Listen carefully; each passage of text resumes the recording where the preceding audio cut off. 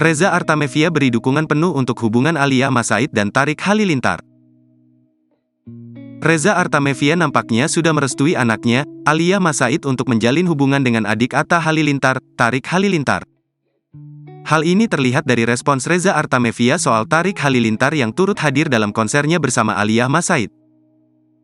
Reza Artamevia mengatakan bahwa Tarik Halilintar memang sudah berencana untuk hadir dalam konsernya.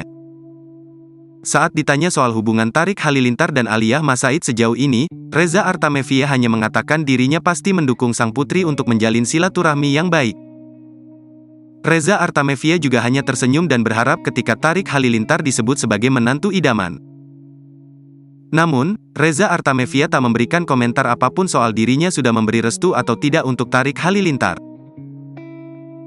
Reza Artamevia hanya meminta publik mendoakan yang terbaik untuk hubungan Tarik Halilintar dan Alia Mas Said.